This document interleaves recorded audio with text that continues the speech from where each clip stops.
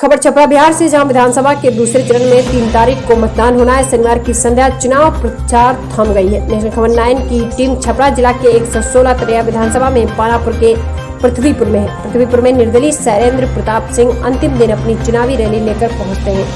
शैलेंद्र प्रताप जदयू के पुराने नेता रहे। चुनाव में तरैया से जदयू का टिकट कटा तो बागी होकर शैलेंद्र प्रताप सिंह निर्दलीय चुनाव मैदान में अपनी दावेदारी की है।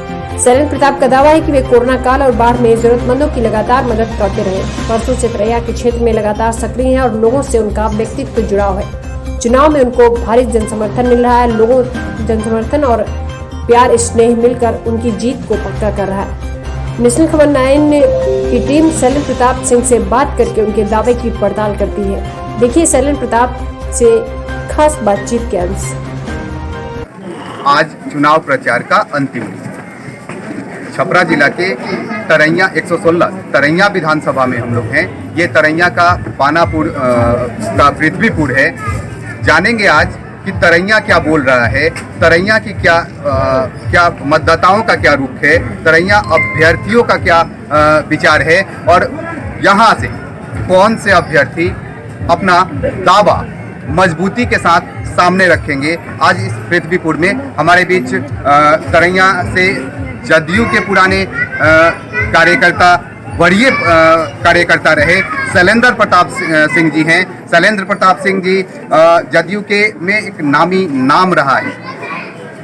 ये संजोग रहा कि जदयू के कोटे में तरैया सीट नहीं गई और इन्होंने कार्यकर्ताओं के मांग पर जनता, इनके हिसाब से जनता के टिकट पर इन्होंने निर्दलीय बागी होकर चुनाव लड़ने के लिए मैदान में आ गए। आज ये जानना है कि शैलेंद्र प्रताप की स्थिति तरैया में क्या रहेगी और शैलेंद्र प्रताप सिंह का विजन क्या है तरैया के लिए। हम सीधे मुखातिब होते हैं शैलेंद्र प्रताप सिंह जी के सामने। नमस्कार, सबसे पहले नेशनल खबर 9 में आपका स्वागत है। शैलेंद्र जी, मुझे ये बताया जाए, एकदम सीधे मुद्दे पे आते हैं कि तरैया शैलेंद्र प्रताप को क्यों चुने? तरैया में चूँकि पिछले 25 साल से मैं लगातार सेवा कर रहा हूं और तरैया में जो भी जनप्रतिनिधि हुए उन्होंने उम्मीद का झांसा देकर तरैया की जनता को ठगने का काम किया है। और जो इस बार राष्ट्रीय जनतांत्रिक गठबंधन का टिकट जिस उम्मीदवार को मिला है वो उम्मीदवार 2010 से 2015 यहाँ के विधायक थे। जो तरैया की मूल समस्या थी उसके बारे में न उनका कोई ध्यान गया, न उन्होंने इसके लिए कोई सकारात्मक पहल की, न वर्तमान विधायक।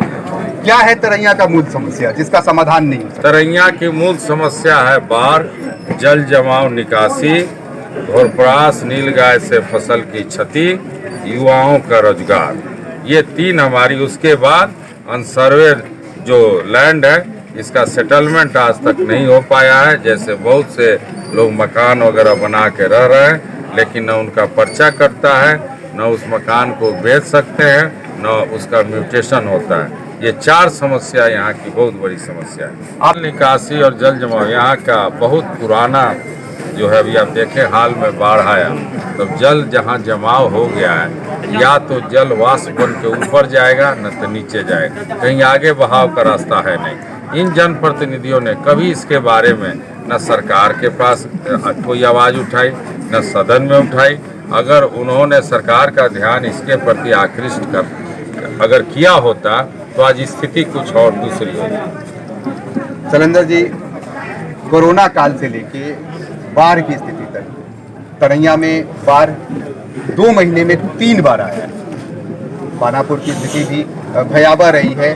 बाढ़ से लोग आज भी त्रस्त हैं। जल जमाव से खेती पूरी तरह से बर्बाद हो चुकी है। आर्थिक समस्या में लोग हैं। पलायन करके जो लोग यहाँ से पलायन करके दूसरे राज्यों में गए थे, कोरोना काल में वापस आए, जहाँ रोजगार उन्हें नहीं मिला, फिर उन्हें पलायित होना पड़ा। तो क्या करेंगे वैसे लोगों को जो प्रवासी हैं और उन्हें अपने जिले में, अपने गांव में काम नहीं मिल पाता है? ऐसा है कि ये 2020 का संयोग रहा कि कोरोना जो वैश्विक महामारी है इसके मार में पूरा विश्व आया और जो हमारा क्षेत्र है तरैया विधानसभा क्षेत्र, इसमें ज़मीन का रकबा कम है, लोग ज़्यादा बाहर मजदूरी का काम करते हैं, लेकिन इस लॉकडाउन में किसी जनप्रतिनिधि ने उनके समस्याओं पर ध्यान नहीं दिया। वहीं दूसरी तरफ 15,000 से ऊपर परिवार जो देश के विभिन्न हिस्से में थे वहाँ थे, उनको हमने राशन, भोजन और आर्थिक सहयोग उपलब्ध कराया। जब यहाँ आए वो तो क्वारंटाइन सेंटर में भी सरकार के द्वारा जो उचित व्यवस्था की गई उसका हम लोगों ने मॉनिटरिंग दिन रात एक करके किया।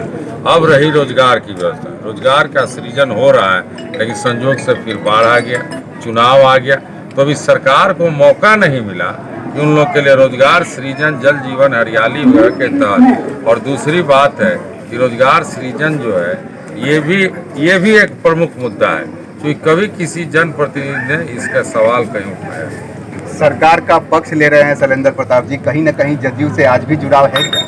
सरकार का पक्ष तो मान लीजिए सरकार की जितनी योजनाएं हैं उसको धरातल पर उतारने का काम, अगर मान लीजिए आपदा किसी के यहाँ हुआ तो उसकी आपदा की राशि तो सरकार की अनुग्रह राशि है। लेकिन बिहार में तरैया ही विधानसभा क्षेत्र ऐसा है जहां हम लोग के तत्परता से अनुग्रह राशि का भुगतान बहुत जल्द, हम क्यों कहें, घाट पर चिता जलने के पहले यहाँ अनुग्रह राशि का भुगतान हम लोग करा देते हैं। निश्चित रूप से आप युवा वर्ग में लोकप्रिय रहे हैं, युवाओं के शिक्षा और रोजगार के विषय में क्या सोचते हैं? ऐसा है कि अभी आप संजीव जी देख रहे हैं, आज चुनाव प्रचार अब 5 बजे खत्म हो जाएगा, ये अंतिम दिन है। आप युवाओं के उत्साह से, चूँकि युवाओं को जनप्रतिनिधियों ने, चाहे वर्तमान विधायक जो उम्मीदवार हैं माननीय मुद्रिका जी या माननीय जनक सिंह, सभी ने ठगने का काम किया है। और जो उम्मीदवार आए हैं वो दूसरे को रोजगार क्या देंगे, जब उनका खुद आप इतिहास देखें तो खुद पता चल जाएगा। उन लोगों को शैलेंद्र प्रताप का